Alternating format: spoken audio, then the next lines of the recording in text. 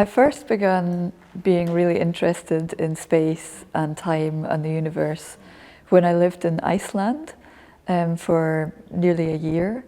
And I think it was something to do with being in a country where there's so much wilderness, there's so much sky, there's 24-hour daylight in the summer. You can see the midnight sun drop and rise.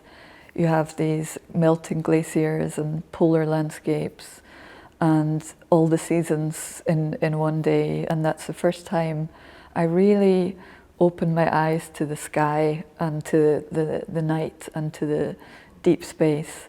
So from then on, I've made so many different artworks. I often work with these ideas of dying stars and moonlight and the color of space and even materials like cosmic dust.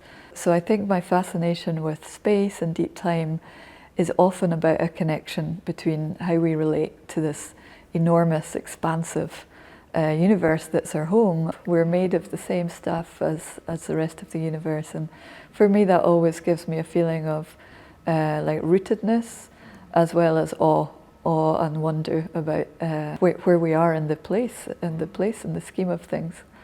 I mean, for me as an artist, to be invited to be able to work with a camera in space is like a dream. To be asked to be one of the very first people to have this really uncommon view of us, of the Earth.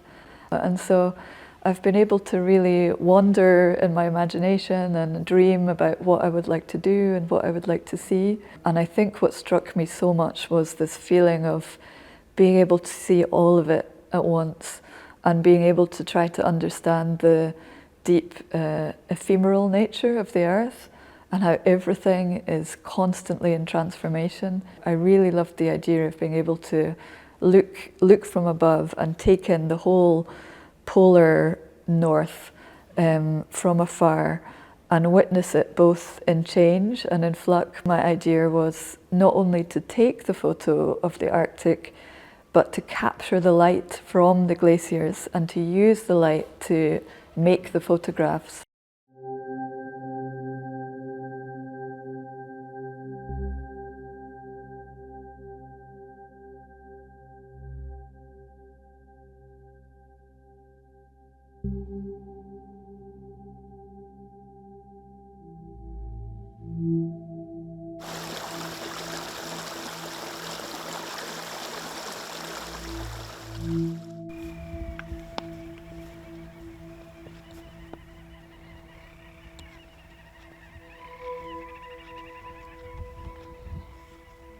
I'm going to go to the Arctic with a solar battery, and in the Arctic I'm going to collect the light that's shining and that's bouncing from the glaciers, and then I'm going to use this energy that I store to develop the photographs of the Arctic. So almost it's as if the photos are made of the Arctic light. So when you look at the photos, they're showing this moment in time, but they're also infused with the actual light that we see right now from the Arctic. And possibly there won't be this light in a millennia or in the future. If glaciers and ice caps that have existed for millions and millions of years, they're melting so fast that those whole territories, those whole landscapes may be gone.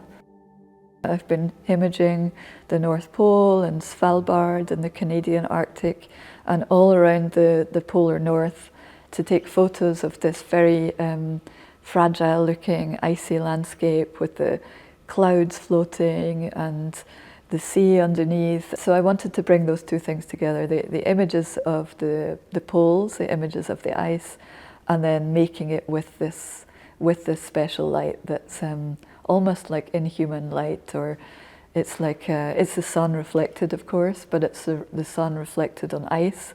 Also, what I loved with this view from above, we see it could almost be a view from even before humans existed, or it could be a view after humans existed. I had so much fun, and I really enjoyed watching the moment where the photographs would load on the screen and I would see what the satellite had taken, and that was so special.